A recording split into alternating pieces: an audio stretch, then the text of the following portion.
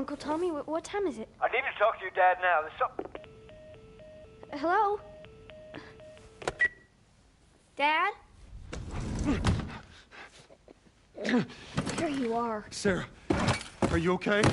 What's going on? It's the Coopers.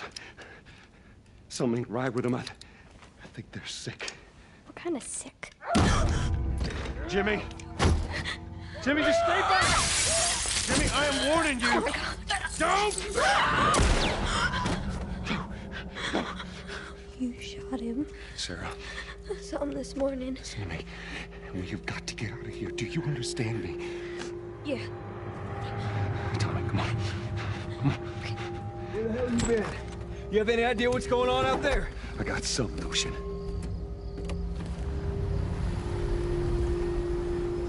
Oh, this is bad. Everyone and their mother had the same damn idea. We could just backtrack and... Turn us around. Tommy! Tommy! Holy shit!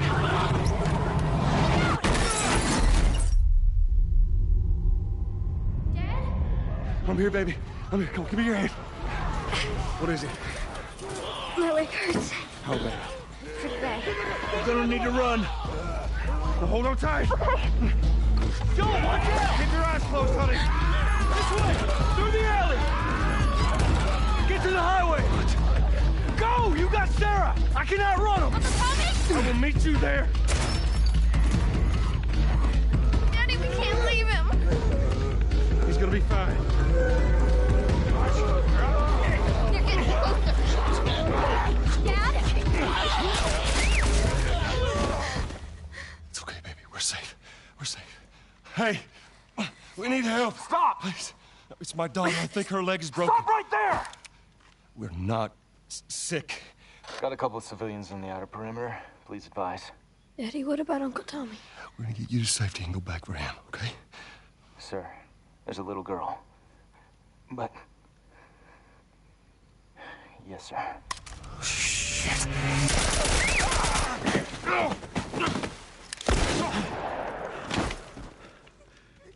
Oh, no. Sarah. Move your hands, baby. I know, baby. I know it hurts. Come on, baby. Please. I know, baby. I know. Sarah. Baby. Don't do it.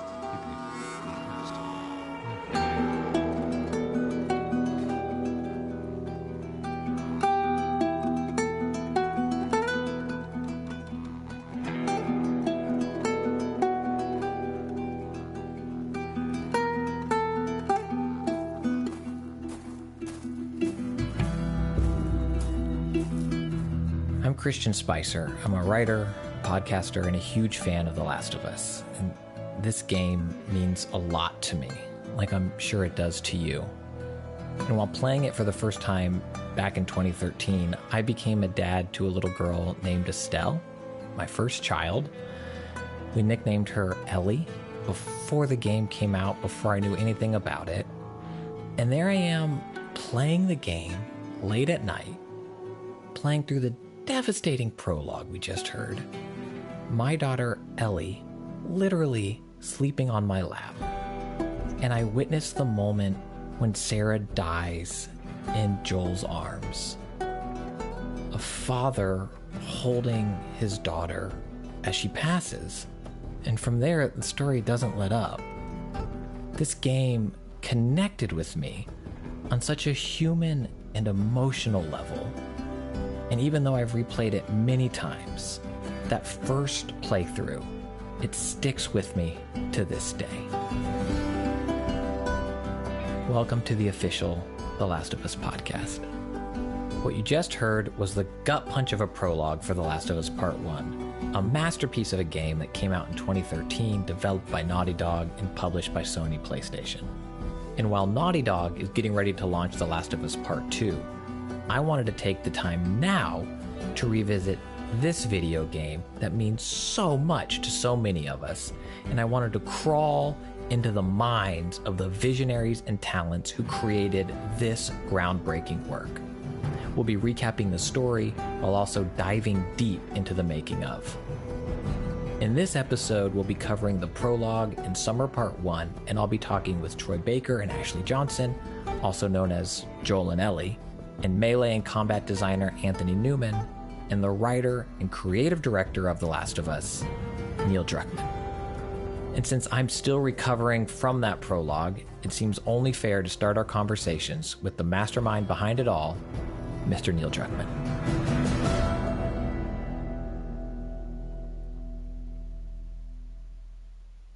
So jumping into the prologue for The Last of Us Part 1, the player starts the game as Sarah. And so immediately we're playing as a character who isn't the typical video game protagonist, right? Yes, a lot of those decisions came out of wanting to do something fresh, and then we ended up with all these extra wins that we didn't necessarily plan for.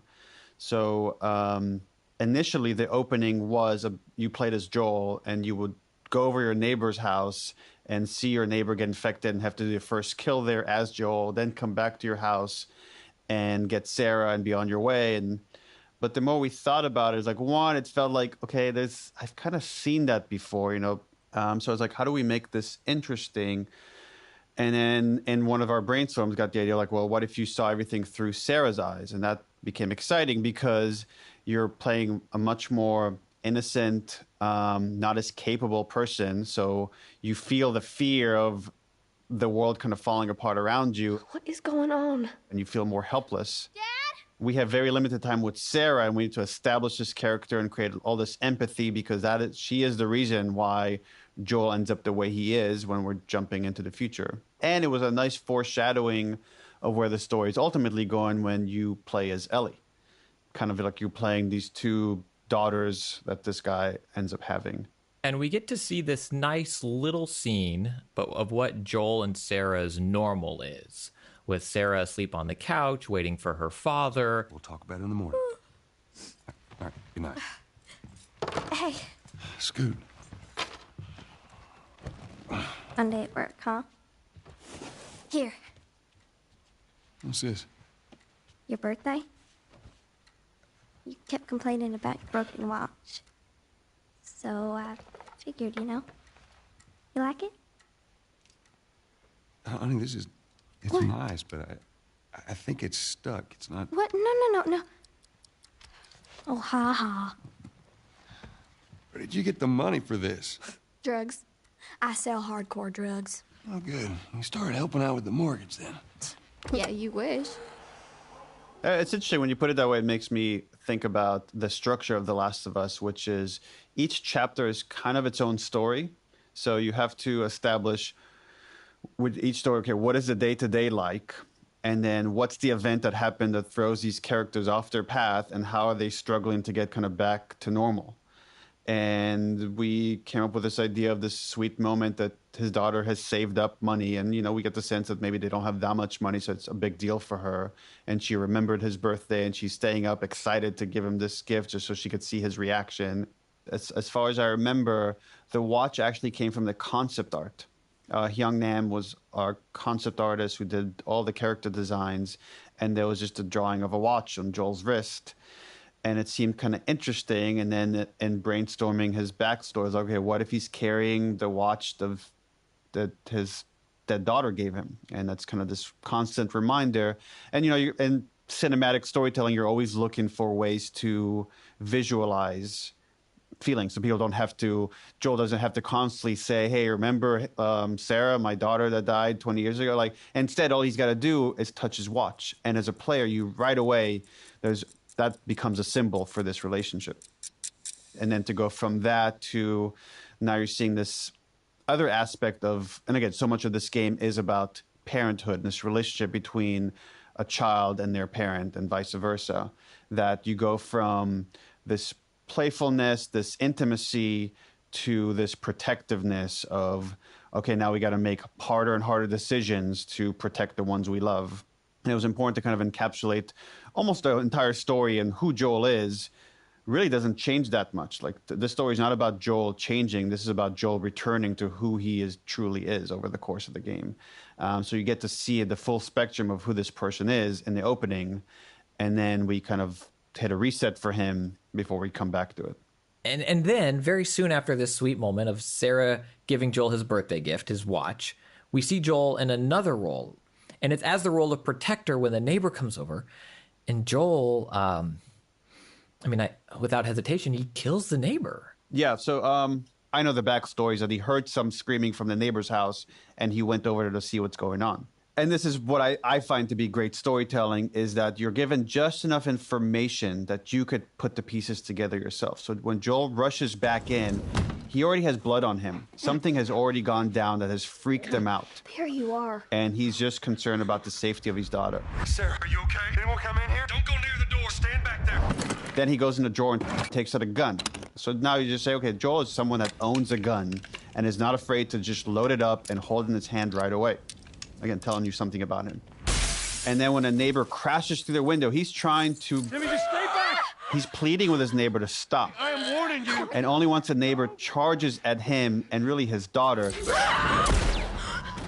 does Joel pull the trigger. And you're right, without hesitation. As soon as he feels like his daughter is threatened, he's not afraid to pull the trigger. That's who he is, and that's who he is like throughout the story. Yeah, and then when they leave the house, they're in the car, and we see another, I think, great example of who Joel is in this moment and who he is as a father, where he makes the difficult decision to leave others behind and press on. Who do you think you're doing? Keep driving. I got a kid, Joel. So do we. But we have room. Hey! Keep driving, stop! Tommy. Stop! You ain't seen what I seen. Someone else will come along. You should have helped him. It's funny you say the hard decision, and I think about Joel, and for him it's not a hard decision. It's a no decision. Like, I'm not going to stop to do anything that'll put my daughter at risk. And if I go on a tangent real quick, I'm originally from Israel, so I follow a lot of Israeli politics. And there was this guy, Gilad Shalit, a soldier who was kidnapped and held prisoner for years by Hamas. And then there was an exchange of hundreds of prisoners for this one soldier. And some of the prisoners that were exchanged had blood on their hands, like committed horrible terrorist acts. And there was a big debate in Israel, was it right to like exchange so many people that were in prison for this one soldier to bring him back? And I remember I talked with my dad about it, and I'm like, what do you think? Do you think that was the right decision? And he says, are you asking me as like the soldier's dad or as the prime minister of Israel? Because I would make two very different decisions. As the prime minister of Israel, I think they made the wrong decision. I think they're now less safe because they made this thing. As the guy's dad, I would have traded every prisoner in every prison for this guy. And that's really what the story is about. Do the ends justify the means? And it's really so much about perspective. If it was maybe to save a strange kid versus a family, maybe Joel would have made a very different decision. But when it was like his tribe, his daughter, there was no question about what he's going to do. Right. So you mentioned Joel's tribe. I'm curious, when does Joel let people in? When is he willing to sacrifice for them versus, just keep driving and don't look back? Well, you always I think this is like a Robert McKee thing. I'm sure it has older history. Robert McKee is like a famous kind of storytelling guru that someone I kind of really studied when I was learning how to write. But there's this concept of, for characters, the worst thing, what's the worst thing that could happen to them? A fate worse than death. And Joel experiences that in the very opening. Oh, no. Sarah. Nothing could be worse for him. This is like the worst fate is his daughter dies in his arms. So Joel's, who he is, his decisions have led him to hell, essentially. So he tries to fight his nature and to say, okay, well, if that's what has led me here, whether it's conscious or subconscious, I'm going to do everything I can to not get attached like this, because this is the consequences of loving someone in this world.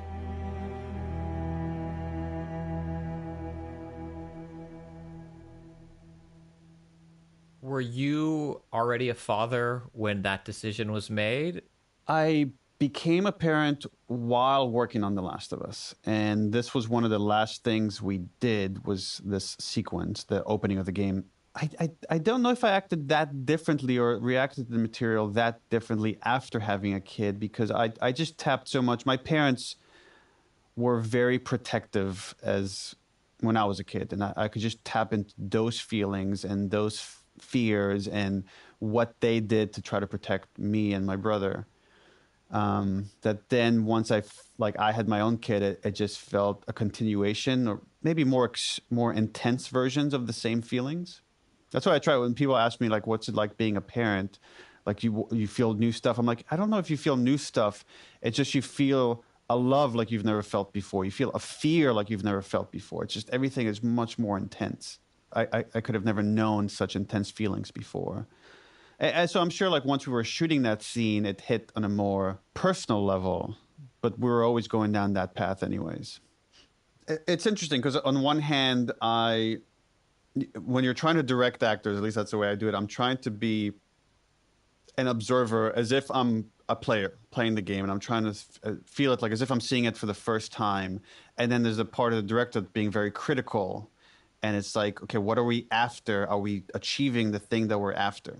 And we're trying to get the scene, and, you know, Troy talks about this a lot. So I knew this scene was coming from the very, very onset of the game because it was a foundational moment in the game. So I spent the next however long prepping and doing what I thought was a process for preparing for this role in this scene, specifically in this moment. And I knew cognitively and academically that what you needed to do as an actor was attach yourself to a very real moment that could best be a one-to-one analog for the moment you were trying to create. And so I did. What they don't teach you, or what I had not learned, rather, is that that is like sticking your mouth on the open end of a fire hydrant. And I hit the moment where I thought I was, ready, walked in, and it is right there at the service. So we go through this scene, and it's bang, and instantly the levee breaks, and I lose my shit. And all of a sudden, Joel is gone. There's no Joel in that scene. There's just Troy, and there's Troy having this huge cathartic moment, and I hear, cut.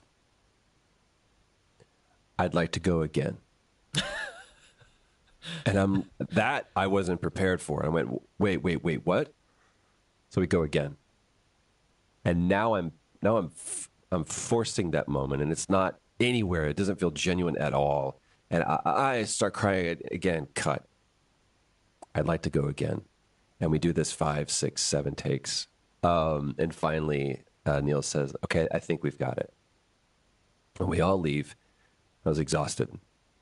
Then a month later, we're shooting again, and I'm outside, and Neil goes, so hey, next shoot, we're gonna do this scene. I was like, oh, cool. And he goes, and we also need to reshoot a scene. I was like, oh, which one? And he goes, and I went, dude, don't do this to me. And now I'm mad. And so a month later, we come back and we start shooting the scene, action, and I go straight into it. And it feels weird and it feels false. And we do it 3 or 4 times. And Neil walks up to me in between takes, and I'll never forget this. And he says, I'm picking up on some resistance. And I said, yeah, you're damn right you're picking up on some resistance, because we've got it. It's in the can. It was take 1. And he said, let me tell you what I have. I have a man broken. And I was like, yeah, his fucking daughter just died. He goes, no, I have a man broken. What I don't have is what's happening. This is happening. I can fix it. It's not working. She's going. She's gone. I'm broken. And that is when I realized that Neil Druckmann was the greatest director I've ever worked with.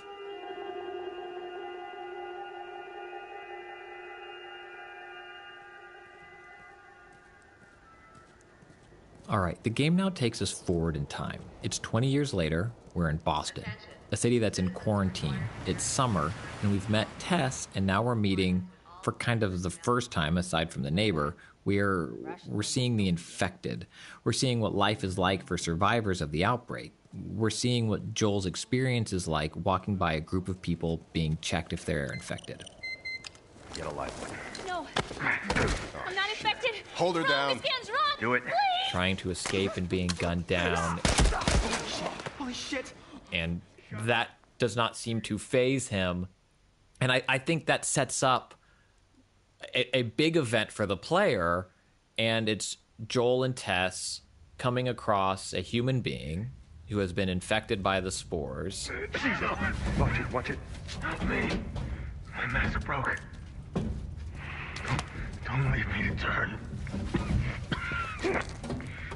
Please. What do you want to do?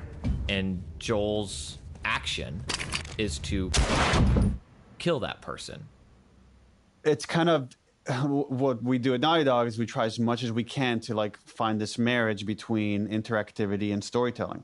So we came up with this concept of like, okay, as part of their smuggling route, Joel and Tess actually have these underground tunnels that they use, and they go outside of the city through Spores. spore-ridden areas where people that breathe in the spores could get infected. We get to see them wear a gas mask, except here they go into this path, this tunnel, and some of this debris has collapsed on another smuggler, has broken his mask, he's breathing the spores, and he knows he's going to turn. And when you get there, he pleads with you to shoot him. He doesn't want to turn into an infected. Don't leave me to turn. And there's a lot of telling you of like what people's mindset is like in this world. Please. And then we have the training comes up and it tells you which buttons to push to aim your gun and pull the trigger. What do you want to do? And 9 out of 10 players do that. But we also have to account for players that don't do that, that just are fighting who Joel is at this moment. What do you want to do? So then we had Tess do it. So actually, if you don't kill the guy, Tess will do it for you. So either we establish that Joel does it or Tess does it, but they're both okay with just shooting someone and then moving on. This is just... Well, this is where I say something about my character. I had no idea Tess would do it. I have played this game so many times. Well, it's funny. We always have to account for like, okay, in gameplay, we want you to do this thing. What happens if you don't? So here's an opportunity to really put you into Joel's perspective. And so much of what we do with The Last of Us versus other games that, you know, there's a lot of games that let you craft the morality of your character. You might have like a morality bar even to say, am I going to be good or evil? This is not that kind of game. We're saying Joel is a very specific character that takes very specific actions, and we're trying early on in the game to align you with him. So you're buying into what he's doing. You understand what he's doing. So that later, when he starts deviating maybe from your morality, you're on board already. So you're like, well, I wouldn't act this way, but I know Joel would. So I'm role playing as Joel. That's why I'm on board for these actions. And then we meet Marlene in this moment, and we're meeting the Fireflies for the first time. Look, let's just go find a firefly. You won't have to look very far. There you go. Queen Firefly. In The Last of Us, we really tried not to have heroes and villains. To show everything is about perspective, and they operate within these quarantine zones and try to quote unquote liberate them. So from their perspective, they're freedom fighters. From the military perspective, they're terrorists. From Joel and Tess's perspective, they're just an opportunity. They don't align themselves with either side. They got their own side. And in chasing Robert, like Robert stole a shipment of weapons that Joel and Tess use as a bartering tool to survive in this world. And now Robert has given it to the Fireflies. So the Fireflies are, at this point for Joel and Tess, are just a means to an end. You're looking so hot.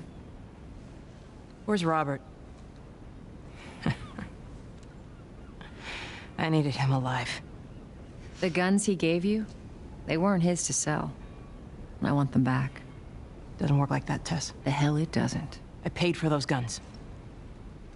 You want them back? You're gonna have to earn them.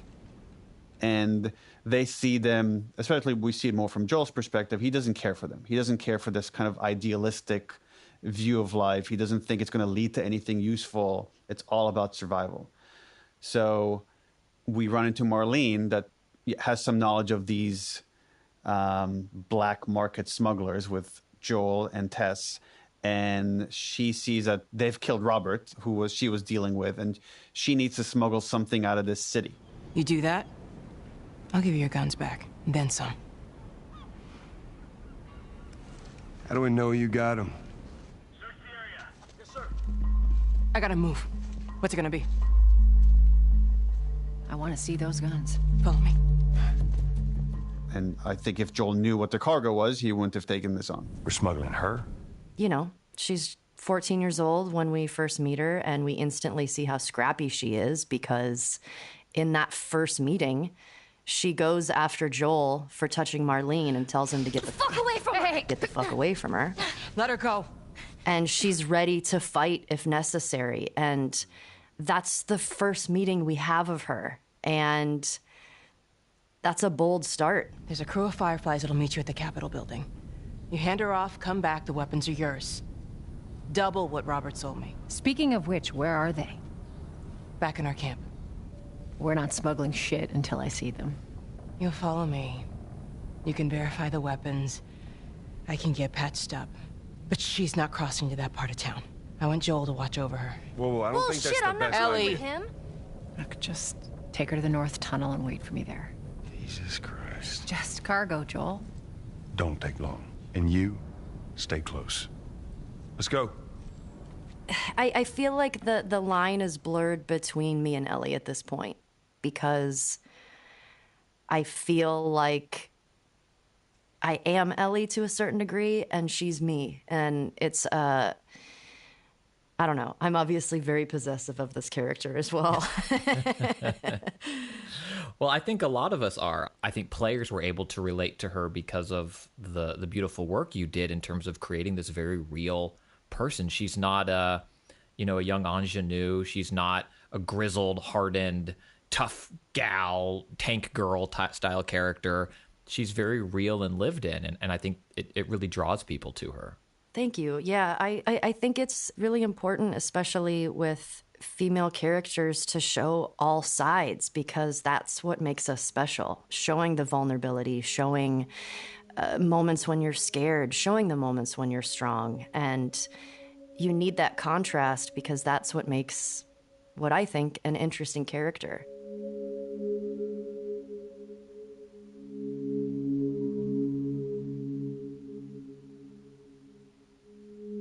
Ellie's such an interesting person, or it was an interesting window into the story in that Joel straddles both worlds, right? He's lived in the world that we know, so he's almost like a way for the player, is the player's mindset, because the player knows the world we know, and then they get transported into this other reality, much like Joel did. But Ellie, on the other hand, doesn't know anything but the post-pandemic world, this post-apocalyptic world. In fact, she doesn't know anything except for this oppressive quarantine zone. So she's a tool for us to still find the innocence in this world, to find wonder in things that we take for granted. And then the whole concept of The Last of Us was a long journey where you're going to have these two characters of Ellie and Joel, where at first they don't like each other, let alone trust each other or anything else. They don't like each other. And by the end of it, they're going to love each other like the way a parent loves a child or a child loves their parent, and they're willing to do anything for each other.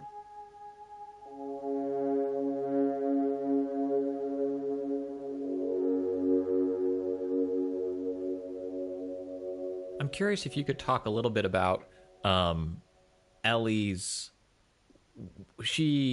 Joel becomes a surrogate father to her. Marlene was maybe a surrogate mother to her in some form or fashion before.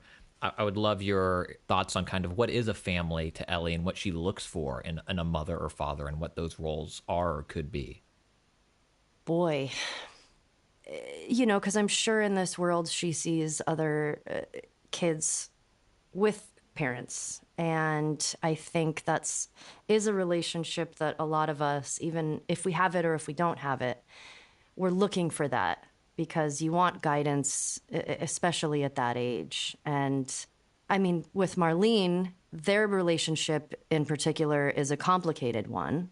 But they care about each other deeply. And I do believe that Marlene, in many ways, was a parental figure for Ellie. And I think when she meets Joel, I feel like it's parental from the get-go, But if you went on that journey with anyone, there's no way you would not have a connection with them. I mean, as you kind of see her life in Left Behind, you see that life is hard, but she's resilient, she's tough, she's funny, it's all she knows. There's a new kind of isolation that she starts to carry with her because of the weight of being immune. And it's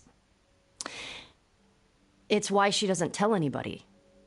And she's different. And when you're a kid and you're different, you want to hide that because you stop being relatable.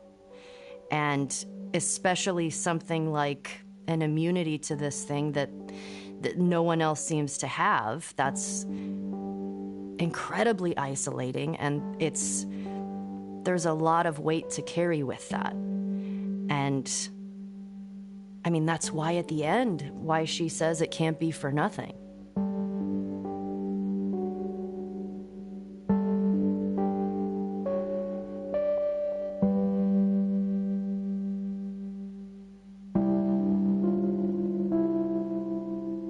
So we find out Ellie is infected. At this point, Joel is not on board. Ellie is definitely not his surrogate daughter. She's cargo. And now she's infected. She's a liability. And so I'm curious, Troy, if you could talk about portraying this moment and what it meant to Joel and how it set him up for the rest of his adventure. I think that from the very, very moment Joel sees Ellie, and I don't know if this is, I've never thought about whether that was the first time for him to have that kind of close interactivity with a daughter that was Sarah's age. But it's such a visceral, there's no ambivalence about it, right? It is a clear, absolutely not. So from the very onset, he's connected to her. And it's even, if it's there's a repulsion that happens as a pure defense mechanism for Joel. And that moment when they come out of the sewer and the soldiers kind of get them down and they do their ear test. Don't do anything stupid. Move. Turn around, on your knees. You scan him, I'll call it in. Okay.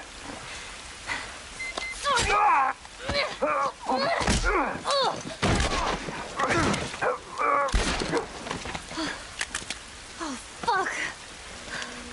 I thought we were just gonna hold him up or something. Oh, shit. Look. Jesus Christ. Marlene set us up? Why the hell are we smuggling an infected girl?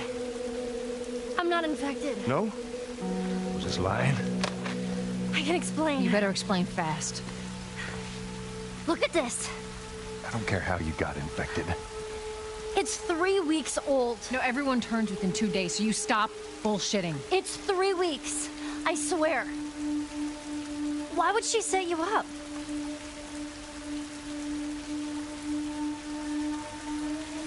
I ain't buying it. More backpedaling. It's like now there's no version of this that ends positively.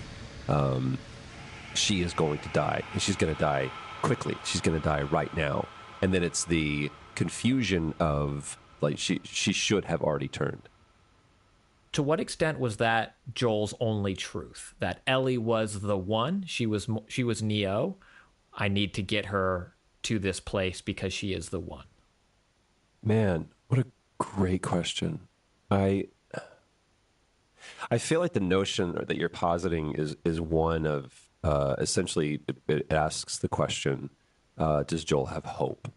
And to believe in a Messiah, a Savior, the one, which we can get into that. Neo was not the one, but that's a whole separate podcast that I would love to have with you. Is anyone listening? We're spinning up a second show. Yes. I'm on board.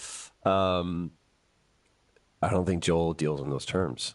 He doesn't deal in terms of hope and even humanity. He deals in the currency of survival and need. So now we've let this girl in, and she's going to be a threat. And either I have to, A, put her down, which I don't want to go through that again, or B, she's going to hurt us. and that I don't want to deal with. So it's not like, oh my gosh, now there's this possibility of this whole other world, and maybe we can pull out of this. I think Joel is waiting to die, but there's some stoic in him that says, while death is preferred, it's the flip of it. I will live. But no, I don't think he deals in terms of hope, much less redemption.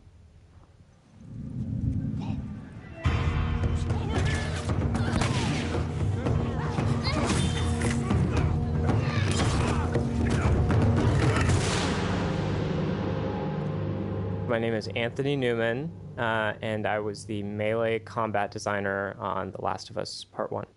The game puts the player in a positions of extreme brutality, and I would say some of that is definitely from that melee combat, that up close, you see the pipe hitting the person, killing people up close and personal, killing humans, infected, the whole gamut. It's also so beautiful, whether it's Ellie seeing real fireflies for the first time, giraffes, nature reclaiming this world. I'd love to get your take on kind of balancing that brutality alongside beauty, the world that Joel and Ellie inhabit.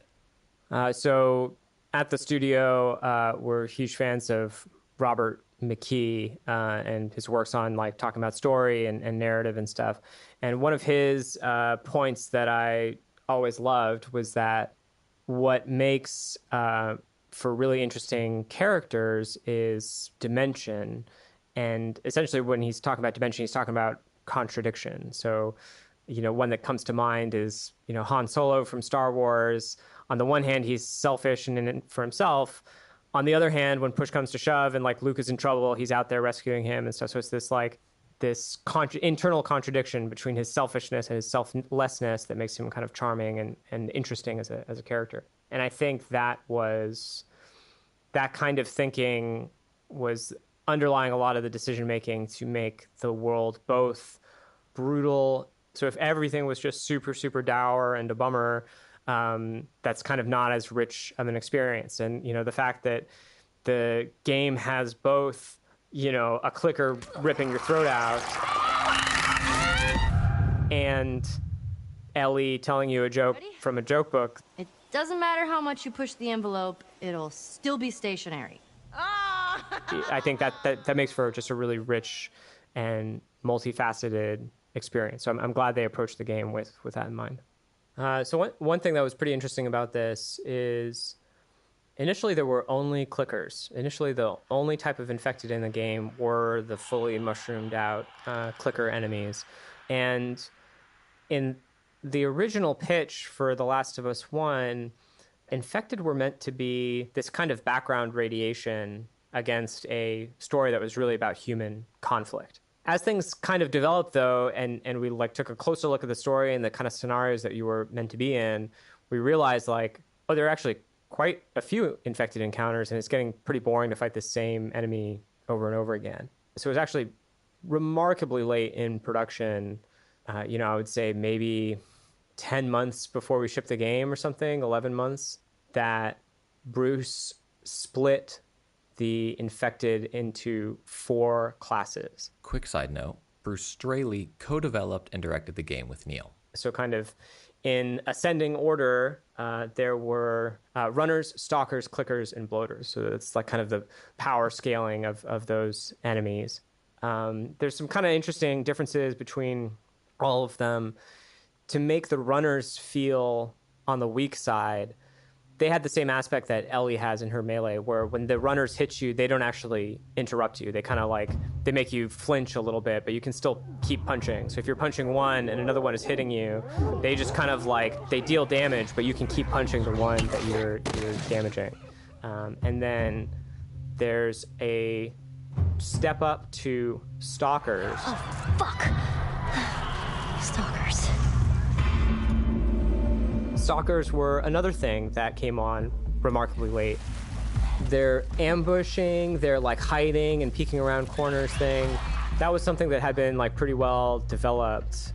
But their actual melee was something I remember this specific conversation with Bruce where I forget exactly why, but they had no melee of their own. They just used the same runner abilities, and they're only in 2 encounters in the whole game, so they kind of were in this chopping block space of like almost not existing. And I remember it seriously had to be like 2 months or less before we shipped the game, and Bruce was like, we need these guys, we need melee, we need them to be unique in some way. The main aspect of stalkers that differentiates them from runners, other than the fact that they hide, is that they just have 1 step stronger of melee abilities where when they hit you, they do interrupt you. So if you get comboed down by a stalker, they can chain attacks on you, and you're kind of helpless while they're chaining those attacks on you. It's kind of this like, okay, just 1 notch above where the runners were at.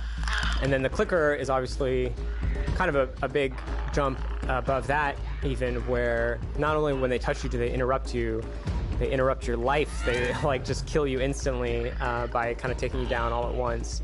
And then the goddamn bloater. Well, what? Bloater is kind of like, it does everything a clicker does and more, and has way more health and is way tankier. And it's the only infected with a ranged attack. So that was the kind of the thing that stepped it up even further, was the corrosive clouds that it threw at you. Ellie, just stay away from it.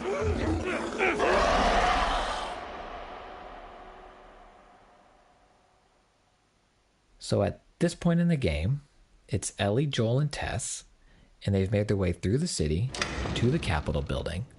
No. And they find out that the group of fireflies they were looking for, they're all dead. What happens now? Maybe they had a map or something to tell us where they were going. How far are we gonna take As this? far as it needs to go. Where was this lab of theirs? Oh, she never said. She only mentioned that it was someplace out west. What are we doing here? This is not us. What do you know about us? About me? I know that you are smarter than this. Really? Guess what? We're shitty people, Joel. It's been that way for a long time. No, we are survivors. This is our chance. It is over, Tess! Let's just go home. I'm not going anywhere. This is my last stop. What? Our luck had to run out sooner or later. You going on? No, don't touch me. Holy shit. She's infected. Joel. Let me see. Oh, Christ. Give me your arm. This was 3 weeks. I was bitten an hour ago, and it's already worse. This is fucking real, Joel. You've got to get this girl to Tommy's. He used to run with this crew. He'll know where to go.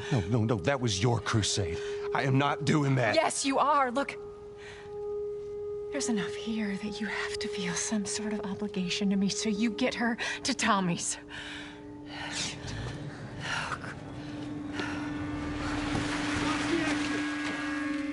They're here. Damn it.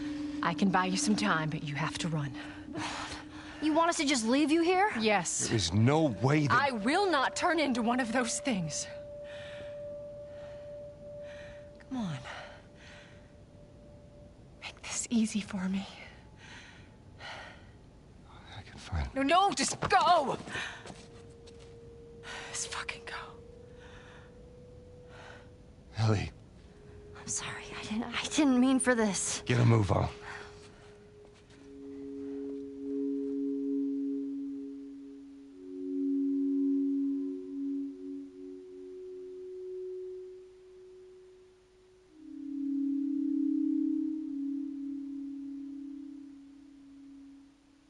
We talked about Sarah and Joel as a father, and now we're seeing Joel as a partner with Tess.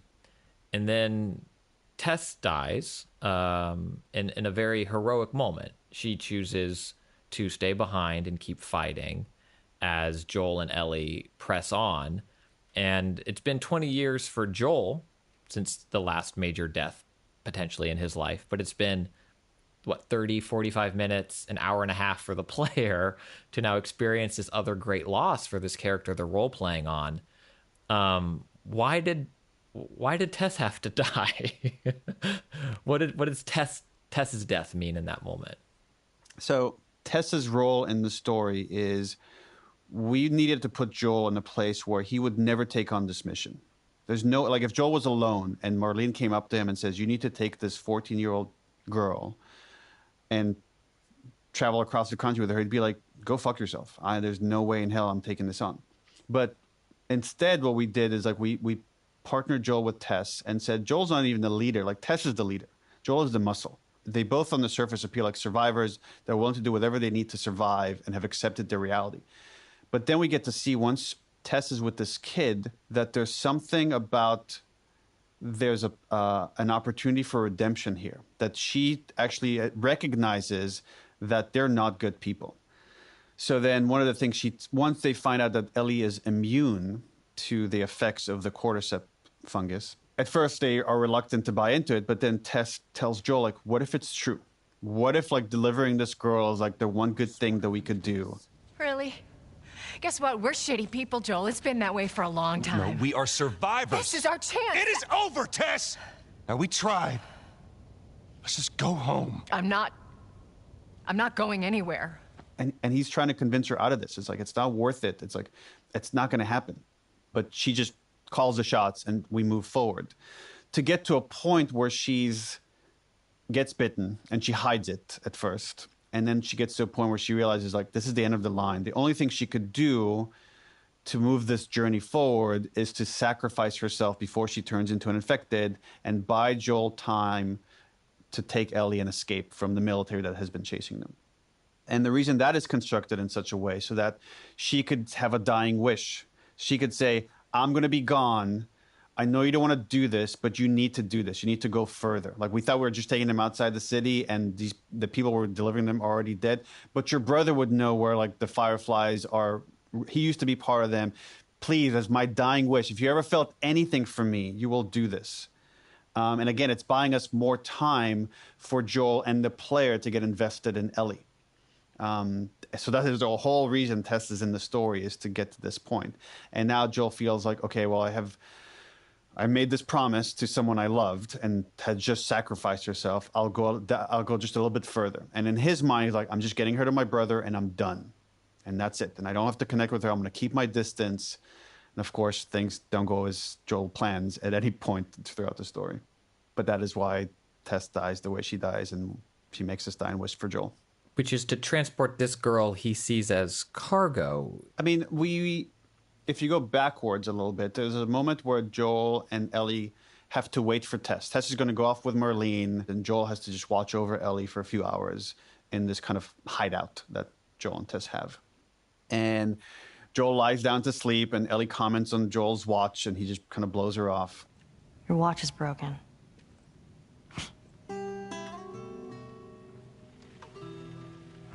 And then we see this moment where it's kind of this recurring theme where Joel wakes up from nightmares. You mumble in your sleep. And Ellie asks him about his dreams. I hate bad dreams. And then she starts telling him, like, they have this window where she could look outside and she sees the end of the quarantine zone. And she's like, I've never been this close to the outside. And he starts to see her as more than just cargo. You know, I've never been this close to the outside. Look how dark it is. Can't be any worse out there. And then after this moment where she shows this moment of innocence, he asks her, what on earth do the Fireflies want with you? And we see that he didn't let that go. He's starting to care. So we kind of drop these hints. We foreshadow that despite everything he's saying consciously, on a subconscious level, there's something else happening. And then we see it after Tess dies and he escapes with Ellie from these infected tunnels, and they're alone for the first time and they can regroup. And Ellie's trying to apologize about what happened to Tess. Sorry, I didn't mean for this. Get a move on. He shuts her down. He's like, okay, here are the rules. Like, you're just going to follow me. We're not going to talk about the past. We're not going to connect in any way. Like, he's trying to find ways to protect himself. And of course, Ellie is her own person. And even though she's like, says, sure, in this moment, I'm agreeing to your rules, none of it is going to go the way Joel wants it to go.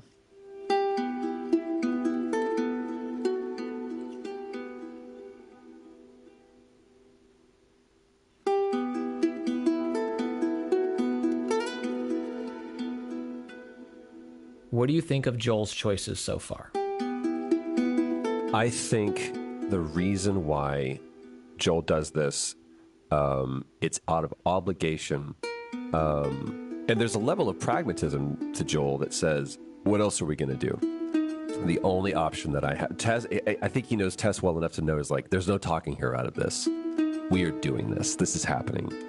And his experience and relationship with Tess is what allows him to do that. But I also think that there is some shred of him that says, I can't abandon. She may be a monster, but for right now, she's a little girl, and I can't abandon a little girl.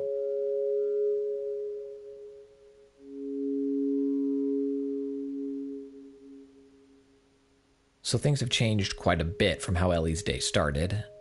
And I'm curious, Ashley, what you think of Ellie's choices of going off into this unknown with this person, with Joel, right? Who only a few hours ago was a complete stranger to her. Well, I feel like if she trusts Marlene, and she does, she knows that this person, Marlene trusts this person. And so all she can do in this moment she's trying to figure out what this all means. And if this person can help her with that, then she's going to go on the journey with this person. But I don't think she was prepared to care for this man as much as she does. And I think I love how Ellie is written. I think all of the choices she makes are so bold and brave. And I mean, I've said this before, I still feel so proud that I was able to play this character. But I think their relationship is so interesting and different. And yeah, I mean, I love the choices she makes. I think they're perfect for her. You mentioned Ellie looking out the window outside the quarantine zone, and we have this nice moment where Ellie gets outside of it and she sees fireflies, the actual insect. I mean, real fireflies. Yeah, I see that. Sorry, I lost myself for a sec. And we have this moment of story being conveyed through dialogue that isn't a cutscene, that the player, I believe, has to hear, but could kind of be doing something else in that moment. Yeah, that's what makes our medium unique, is that you get to experience things yourself. So when we have, let's say, Joel and Ellie walk through a forest in the game for the first time, and you look at the artwork that Naughty Dog artists have done, and it's just beautiful. We can write dialogue that actually reflects Ellie seeing a forest for the first time. And she talks about, like, I've never been through the woods. I've only lived in a concrete quarantine zone. So you, as a player, you get to, you appreciate the graphics of the game, and then you get to hear this girl comment about it, and you're like, oh right, that is kind of pretty, and then she'll constantly comment about seeing a bird for the fly for the first time, or seeing fireflies, and she's like, look, actual fireflies, something she probably only read about or seen in a picture of in some falling apart National Geographic magazine that maybe she got to look at. Joel is probably someone that has lost all appreciation for beauty and art and the good things this world has to offer. Everything for him is just about surviving another day. So in a way, as cliche as it sounds, it's like he's dead. Joel has died along with his daughter, and Ellie is now slowly bringing him back to life.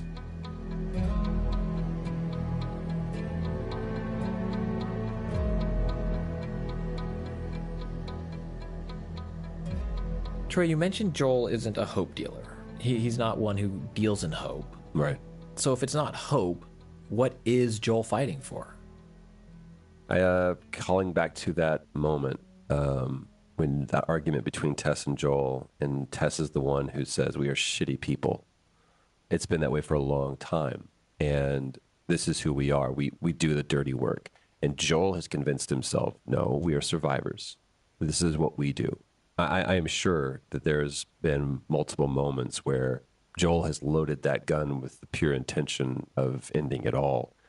I think that there is a silent contract that he has with Sarah that he would not allow himself to do that. I believe that he feels that there's no absolution in that. That's not the solution to the problem. So what is the solution? The solution is that I survive.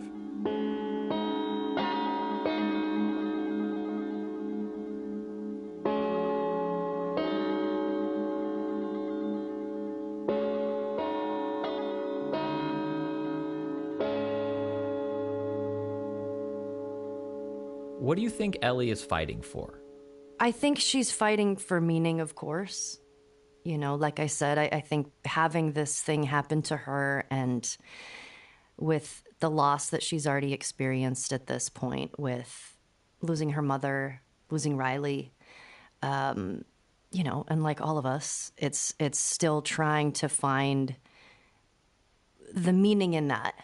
And also, you know, with spending time with the Fireflies of like, hey, maybe we can do something great. Maybe we can turn this around. And maybe I could be the key to that thing.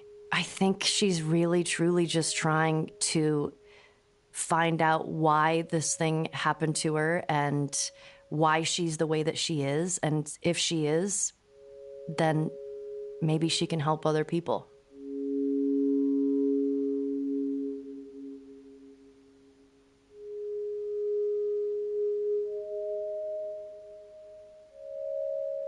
And Neil, what would you say the characters are fighting for?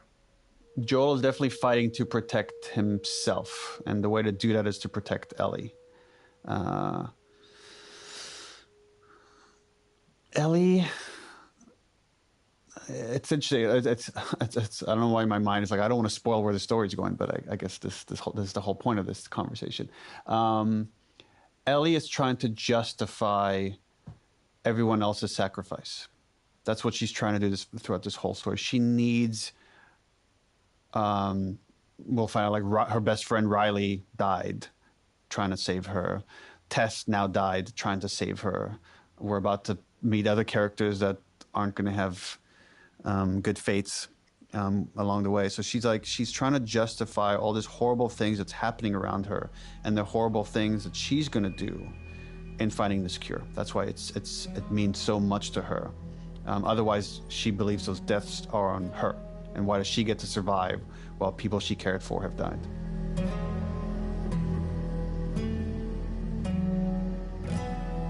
Next week on the official The Last of Us podcast.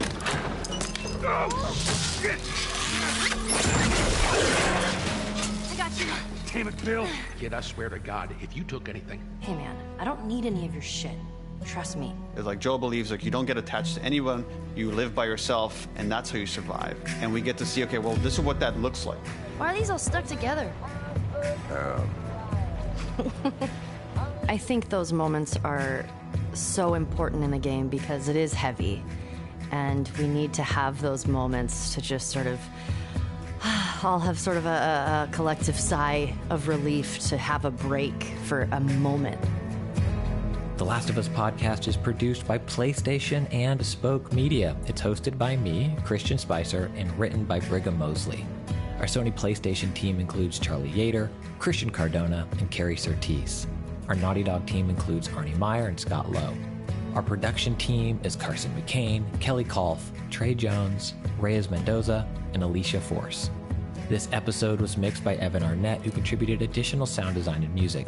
Today's episode included interviews with Neil Druckmann, Troy Baker, Ashley Johnson, and Anthony Newman.